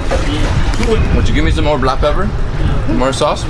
This black pepper sauce, it's the best. This is what makes the dish, right? I don't even know how to say this. It's like a little bitter, right? A little bitter, gravy. Not sweet, just spicy. This is the best place in Tamale to eat waakye, right? I'm too focused on this delicious food. You're not gonna finish? No. I'll finish yours, bro. So 3 of us got the waakye and it cost us 20 cedis. Get it? Every corner they have it. Very easy and cheaper. So 20 cedis, that's $4 for 3 people to eat. A massive plate. Every street is a waakye seller, but visit this one. Well guys, that was our 3-hour drive from Mono National Park. This is what everybody has to do when they go over there. You have to come back to Tamale. If you're not going to Tamale because you're not flying from here, you're going down to Kumasi. It's a little different, right? But if you're coming back here, you're gonna fly back down to Accra. I say take the last flight so you can explore this city. That's what we're gonna do today. We have about 6 hours to explore in depth. We're gonna see the market. We're gonna see the tannery, which I had no idea about. I'm gonna buy probably a hat. They also make this here. What else we're gonna do? We're gonna eat some fufu at the end of the day. Anything else? Let's get to the market and see. There's always a surprise. Always. A surprise. Well, this was a great surprise, my friends. Well guys, I hope you love this video. If you did, please give me a thumbs up. Leave me a comment below. Subscribe to my channel for more awesome travel content. See you in the next travel food adventure in Tamale, Ghana. What's up everyone, this is David Hoffmann from Davidsbeenhere coming at you from beautiful Tamale, Ghana. In northern Ghana, this is the 3rd largest city in the country. 1 million people live here. Today my boy Isaac is gonna take me on a tour of this entire city. We're gonna go to a tannery. We're gonna see how the leather is made. We're gonna go to a market. We're gonna try some fufu. What else we're gonna do? We're going to see how they make the popular dish called smoke. Smoke. Patakali in the north. That's it? This one. And they also make hats here, right? Yeah. So hats, clothing, and lots of leather, right? So sandals, shoes. You can see everybody here has leather shoes. I see it already. Yeah. Pretty amazing. Tannery is literally right there. Let's go. Wow. Here we go. The leather is drying. This is amazing. Hey, what's up, guys? Everything good? Awesome. Wow, look at that. So if you guys don't know, this is sheep and goat skin. So this comes from the butcher. Then they go through an entire process and eventually it is dried, right? And this is leather right here. Look, this guy's doing it right here. So I'm now going to the second stage. You can see? Removing, we call it remover of the hair. So he's like soaking it in this water, which is like a remover. It helps remove all the fur. So once it soaks up enough, then he can take it off all the fur, and then you just have the skin. Exactly. Yeah, changing of the color. Soak the skin inside for 2 days. Then you see the color is changing. We mix it with water. Our chemical with water. It's a local chemical which will give us this color, khaki color. We get this color. This is the first color we have. We dry it maybe 1 hour or 2 hours. We apply groundnut oil. After applying groundnut oil, we now come to the changing of the skin for the red or black color or wine color. This is the chemical for the red color. We pull it like this, into pieces. We pull it into pieces. Yeah, I'm going to change into color for the red color. The dyeing for the red color. It's a red dye. See? This is black. Wow. This is brown color. So they got red, brown, and black. And what is he doing here? He's pounding it, or what is he doing? Stretching. Stretching. Yeah, to make it very soft. The process to make leather is a little complex, and it takes about a week. Okay, so first they get the skin, which they have right here. They let it sit in this like chemical for 2 days. Then after that, he removes all the fur. Yeah. Then from there to dyeing. Yeah. Right? So how long does it take to dye? A few days? 1 day. 1 day? Yeah. And then after that, it goes here. After removing, we dry. And then after that, they stretch. They stretch. And then they let it keep drying. And then keep drying. After drying, and then we sell it. Perfect. And how many do you do every day? A day we use about 100. 100. So they make 100 a day. Yeah. 100 pieces of leather. 100 pieces. Nice, man. So I'm gonna go buy some sandals now. Some leather. Gotta buy. Yeah. Where do you sell to? Local market. To like. Yeah, we sell it to customers. Our customers, especially people from Accra, Kumasi, Takoradi, Kufredwa, Tamale, Bolga, they all came down to Tamale, and then they buy and go and make sandals, bags, many things. Thank you. Thank you so much. Thank you. Thank you. You're the man. You're the man. This is amazing. I've only been to one tannery before. Yeah. In Fez, Morocco. Morocco, yeah. In Fez. Yeah. Amazing. Yeah. Like blew my mind. Yeah, it's brilliant, man. Yeah, dude, because it's huge. They have like 1 million of those with all the colors, you know? So now we are going to the shop to see the various items they made out of these leathers. From shoes, bag, also belts, no? Also belts, yeah. Belts are good. He's making the belts? Yeah. Look at the belts right here. So here on the main street is his shop. They started pulling out a bunch of sandals, and these are them, right? Beautiful. So they make them all right here. Yeah. Incredible. And they do a kind of recycling. So the base of the shoe is made from the old car tires. No way. Yeah. Look at this, guys. So car tiles is the sole, and this area is all leather. Beautiful. I like the mix of colors too. And it's very traditional here in Tamale, right? Obviously because it's made here, everybody wears sandals. And what do they cost? The price is 30 CDs for this? 30 CDs, so what is that? $6, right? It's a good deal. And then they have many different styles, right? Different sizes. Are these all for men, women, mix? Yeah, these are for the men. It's for men. I'm gonna try on a pair of sandals. Think it's my size? Looks like it. Yeah, it's your size. It's like exactly my size. It's like meant for me. Yeah, it's your size. Look at this. Non-negotiable, 30. But it fits perfectly. What do you think? It's great, right? Like it had to be for me, this one. Okay, I'll take it, but let me see if I can buy another one. I mean, it's good, but it's tight. You think it's good? Yeah, it's very good. Alright, so my friends here also brought in some leather wallets. Beautiful. 20 CDs each, huh? They last a long time? I like the black one. This is nice. This coffee one. Coffee one. Brown. So 20 CDs, so $4 US for a wallet. This is beautiful too, but this is not. Snake. It's from Snake? It's from Snake. Is it? Yeah. I was gonna say it has to be. So the inside is the leather, right? This is from Snake. It's from snake skin as well. Whoa. So they gave me 10 discount. Okay, so 80 total? Yeah. Okay, we take it. And put the phone inside. That's a pillow? Yeah. lie down on it or you sit on it like this, so that it will very fine. What's the cost? How much the cost? One is 80 CDs. 80 CDs? Yeah. 120. Make it 1240. You know, I give you the discount. Even the other one, I do for you. I take it. I take it.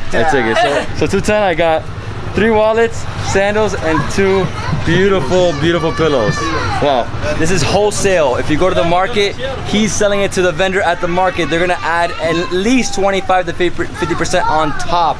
So buy from him. So here in the north, when the chief is sitting, he has this kind of pillow that he rests his feet on. So that's what he's showing to you. My friend, thank you. Thanks, guys. Thank you. Two. Thank you. You're the man, bro. You're the man. Remember, come to this guy. He has all the best stuff. Thank you.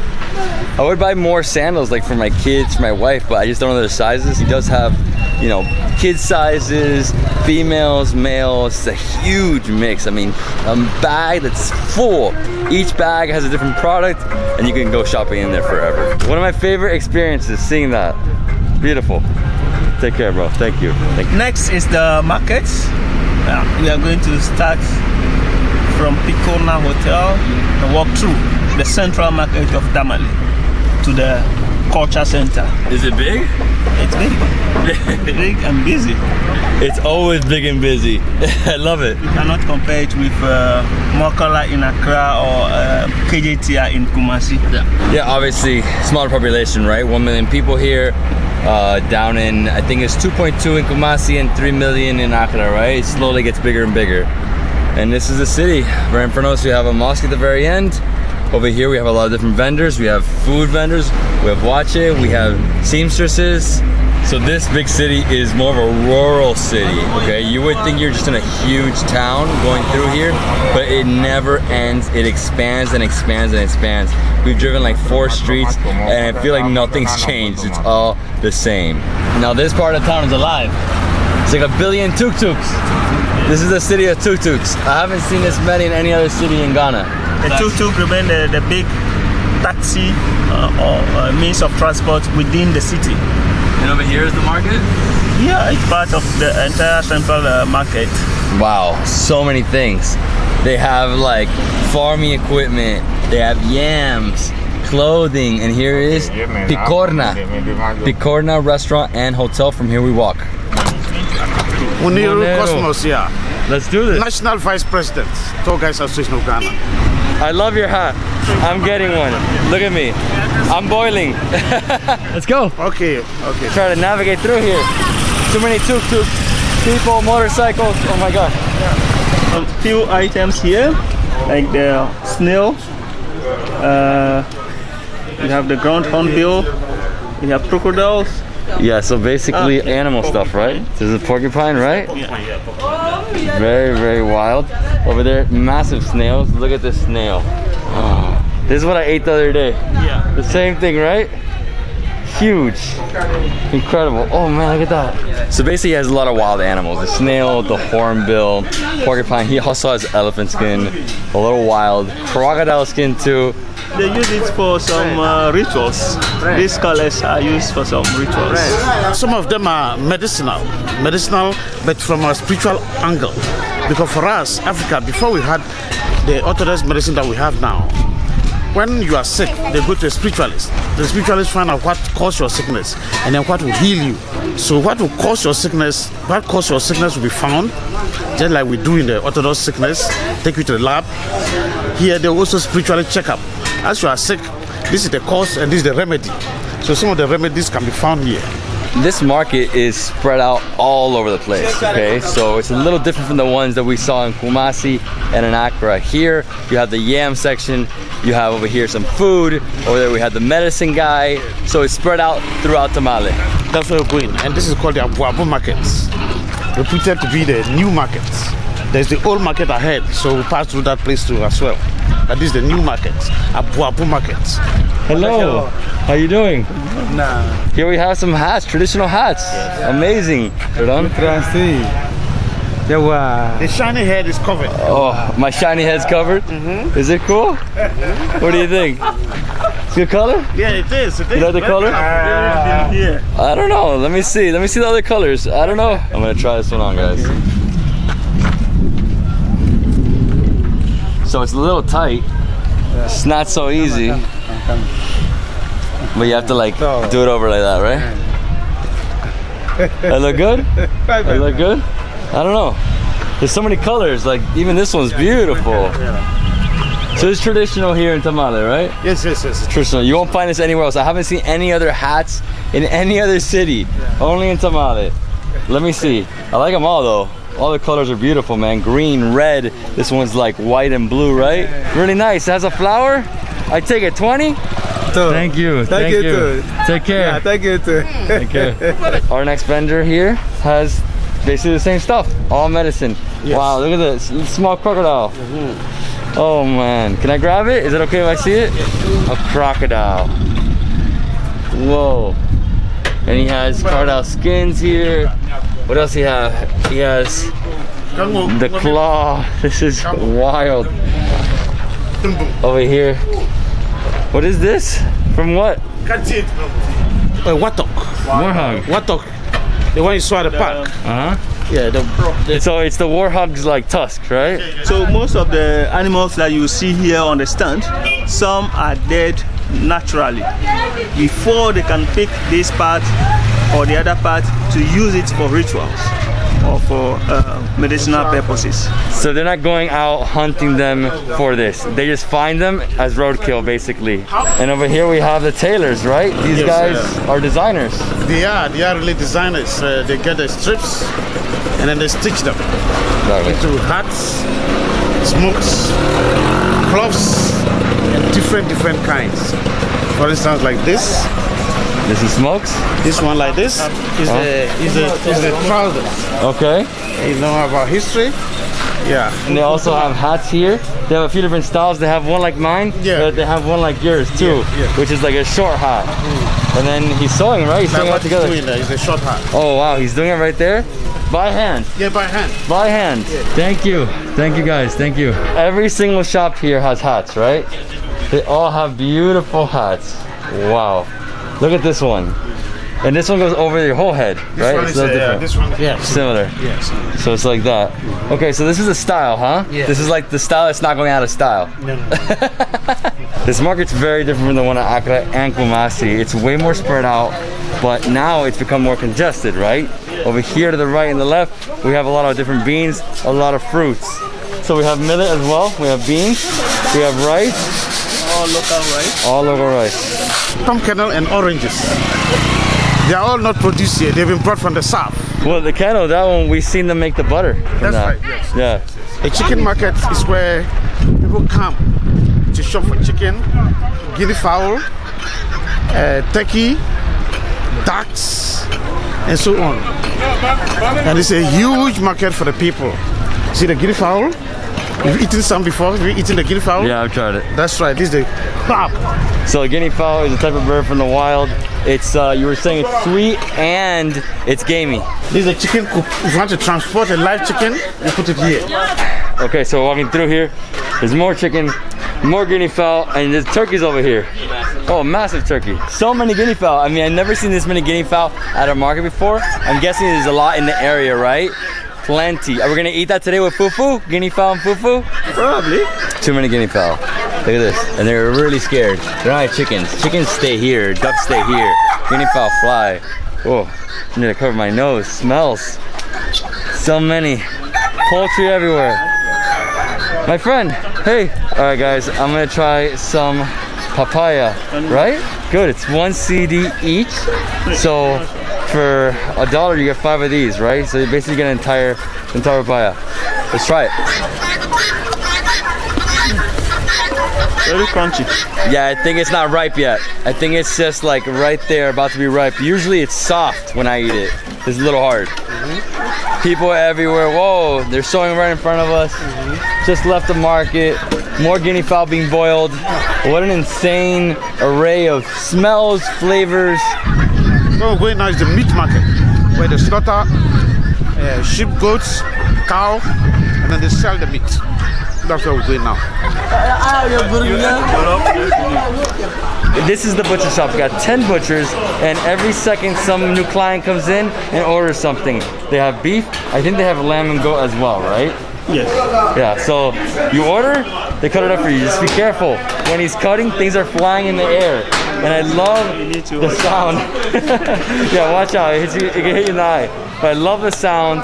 The smell's a little intense. Obviously, it's rotting carcasses here. You got legs, the ribs of the beef. You have over here intestines, and the guy just keeps hacking down. This is one of the places that is kept a bit neat compared to some other butchery I have visited in some markets. It's pretty clean. Yeah, it's pretty clean. Let's continue. This market is unique. Very different. Very different from Kumasi. Kumasi, you can't even walk. This, a lot less people. I like this. Less people, less crowds. Plus, in COVID times, there's a lot of beans. This entire alley is beans. Just vendor after vendor. They're cleaning the beans. Again, ready to go out to the market for sale, right? Because right here is not the actual market. This is like wholesale, and then it'll be out to the vendors. And it's another unique shop. So this is the Shea butter. And here they have Shea butter, so you just grab a little bit, put on your skin, right? Right there, moisturizer. Feels good. Very nice, my friends. So I thought this was the Shea butter and that was it. No, every single one of these is Shea butter. Look at this. So they have it in these plastic bags. They also have it wrapped over here. So much Shea butter. Can I take a box? I mean, a whole thing? This is so unique. Never seen this before in my life. Shea butter factory here. They're packing it. He's packing it very uniquely. I mean, the bottom, is that the, so that's the calabash. So the bottom of the bowl is a calabash bowl with all the shea butter, and then he packs it like, I don't even know how he packed that, but he did a unique job there. You need to learn this for several days. Lots of skill here. I mean, he's probably been doing this for like 30 years, you know? Whew. All right, let's continue. She's a great woman. She's one of the great women doing a Shea butter. She's too funny. So same thing, Shea butter here. Yeah, Shea butter. Shea butter. This is one of the shops, and she's telling me that I should let you know that that is her business. Since childhood, she learned it from her grandma to her mom, now to her, and now her daughters and everybody is there doing it. And she's the shop owner here. And the whole shop is nothing but Shea butter business, so you can turn back to her. She's the one selling shea butter here in Tamale. Come to her. She's really pushing her business. You buying some? Yes. How much? He's spending 30 CDs, so like $6 US, for a huge ball of shea butter. That's incredible. Dude, that's huge. Let me see. My auntie in Accra, she has been really worrying me anytime I'm going to the north. I say, bring shea nuts, butter, cream from the north. I cannot believe that price. You spent 30, right?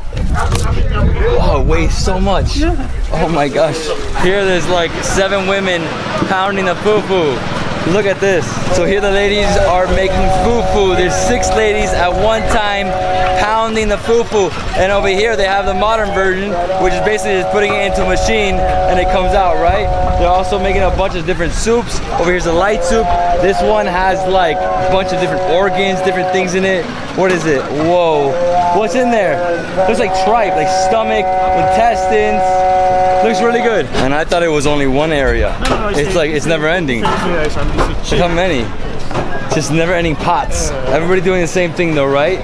Similar stew, and they're making the fufu. Over there, they're, you know, cutting up some chicken. The guinea fowl stew, that would be so gamey, but why not, right? We're here. They eat guinea fowl here, right? Okay, so we saw how they make their traditional food, which is not like fufu. It's a little different. It's made from corn. That's what they were doing there. They also had fufu on the side, and they were pounding fufu. They always have both, right? It's fufu and then whatever they have in, you know, the city, the state. Here they do one with corn. Let's keep going this way. Dude, there was way too much smoke in there. I couldn't see. Yeah, smoke, right? Too much, too much. Yeah. Traffic jam. Yeah, traffic jam, yeah. So this lady, she's a fruit vendor. A lot of pineapples, a lot of calabash, right? So this is it right here. Wow. I've never seen soap this big. Bar, okay, that's I know, but they haven't cut it. Yes, It's call it so the bar huge. soap. Bar soap. So it has the lines to be cut, but I've never seen it like that in its original form. So we're back at the street, and I guess we're done. We're walking back to the hotel, Picorna, and there's our driver, Ben. And from here, we're gonna go to a warmer place, and then we're gonna go eat some fufu. He's the best guide ever. Tamale, you taught me so much. My man, Yes, thank you, thank you. It's almost 1 p.m. and the crowds have come out. Before, it was pretty dead. Now, everybody's out walking the streets. It's packed. It takes time to start life and activities here. It's also not so hot in comparison to anywhere we were. Kumasi was boiling compared to this, and it's not that dry. It's not so bad. Tamale Cultural Center, where they have the arts galleries, the art shops, where visitors come for shopping. But unfortunately, it's very quiet now due to the fact that visitors, tourists are not coming anymore. Yeah, because of COVID, this place is pretty dead, but there still are a lot of vendors. We came here to find a few things. It's my last day of shopping, and this is it. Lots of vendors. Sylvia here has a mix of things, right?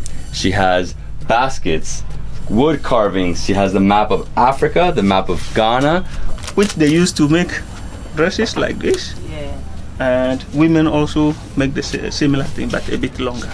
and then bracelets, you know, small little hippos. This is cool. Hippos, elephants, lions. So lots of wood carvings, but they also have baskets and they have leather work. Obviously we're in the city of the Tannery, so lots of leather wallets.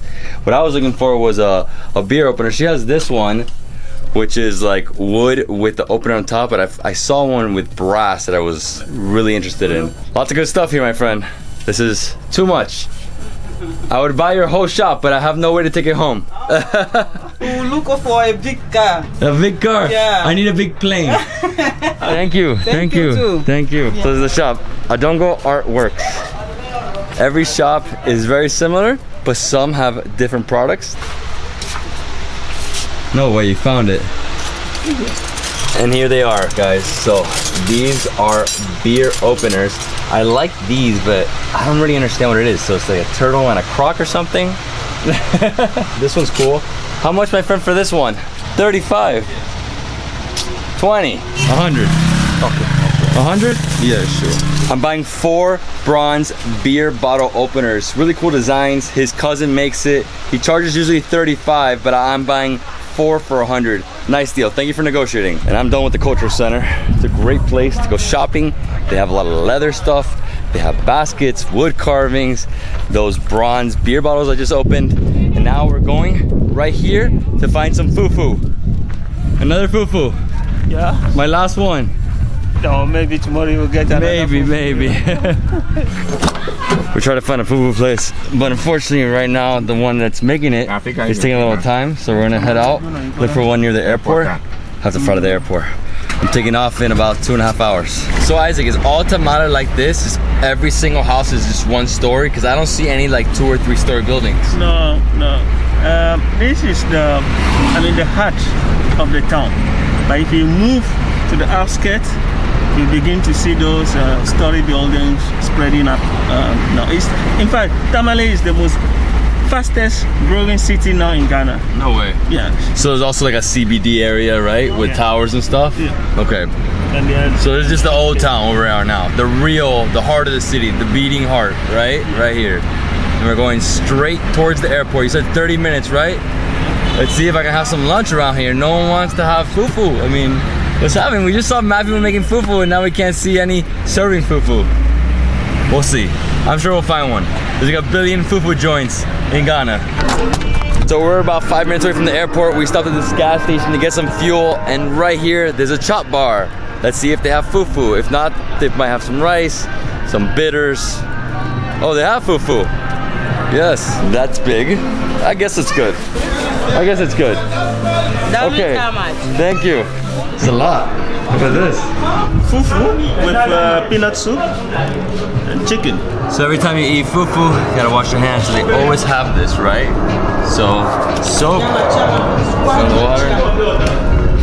Does it work? Yeah, it works. Kill all those germs, bacteria. Done. So this is like a tiny chop bar next to the gas station. Right here, got the peanut sauce with some chicken, like that, right? Yeah. Just pour it all in, and the chicken. So I got chicken thigh and a drumstick, right? We're not meal together on this trip. Oh, the peanut sauce. Oh, it's like delicious, man. It's sweet, it's oily. Nothing better than the peanut. It's gotta drench this. And right here, piece of chicken, right? Peanut also goes well with rice ball. With a rice ball? Yeah, because it absorbs it, right? Nice piece of chicken. Still really hot. The peanut soup is boiling. You gotta be careful. Ooh, too hot. The only way you can actually touch it is if you get the fufu like this and you just drench it. And this one is not different, right? It's the same as the ones we had before in terms of corn, cassava. Explain to my viewers what fufu is. Fufu is pounded yam or pounded cassava mixed with plantain. Because we have different type of fufu. Okay. One from the yam, there's one from cassava mixed with plantain, or even mixed with cocoyam. Okay. You boil the yam first, then you pound it in a mortar. Or you boil the cassava, cocoyam, plantain together, and then you pound it in a mortar. Okay. That's what we call fufu, and it goes with any soup. Every soup, Tomato basically. soup, peanut soup, palm soup, light soup, everything. And this one's delicious. I mean, it's so different, right? It's different. It's Peanut soup is specialty of the northern people. Yeah? And guys, if they give you too much, tell them to give you less. They give him like double the portion. Peanut sauce. Oh man. Sweet, oily. I enjoy peanut sauce so much. Ooh. You like mixing it? I love mixing it. Just like take off a piece of chicken. It's still super hot though. It's like burning my hand. Chicken, got a little bit of fufu, get some of that delicious peanut sauce. Sorry I say delicious so much is that there's no other better way to describe the sauce. All right guys, that is it for Tamale. We explored basically the main things to see, right? The tannery, the market, and then the cultural center. Those are the three things, right? So when you come here, head straight to the tannery. See them doing that. It takes like 10-15 minutes. You see the whole process, how they, get the skin, take off all the fur, dye it, and then eventually stretch it out and they make leather, right? And then after that, walk around the market. The market's a little different from the one in Accra, the one in Mina, the one in Kumasi. Everything's more spread out, different types of vendors everywhere. Like you have a butcher area, you have the poultry area, you have an area where butter area. You have the fruits area, you have all the smoked shellfish area. Dealers who are making the smokes. The smokes, like my heart and my interest. But since we went to the market, we have seen them also in the same area. Yeah. So you can buy some stuff from the guys making the leather. You can go through the entire market, buy anything you want there. Hat, the smokes, other goods. He bought a bunch of Shea butter, a bunch for like $6, about a huge thing, crazy. And then after that, we saw the cultural center. That's more of a touristic place where a few different vendors are selling craft goods. And then from there, straight to the airport, we're having a quick fufu right here with delicious sauce. Yeah, because we don't want you to go with the plain empty stomach. No way, man, no way. At least. And we're late. We're supposed to be there. We're supposed to be there 15 minutes ago, but we're right here. I'll be on time. Well, guys, I hope you enjoyed this video of Tamale, the third largest city in Ghana. If you want to come, it's only a 1-hour flight. If you're driving, it's a long one. I wouldn't drive. Few days. Fly. Few days. Oh my god. No, it's like 12 hours, something like that, right? Guys, if you love the video, give me a thumbs up. Leave me a comment below. Subscribe to my channel for more awesome travel content. And thank you, bro. I'm your climate-friendly travel guide. This is my brother from Ghana, man. Yeah.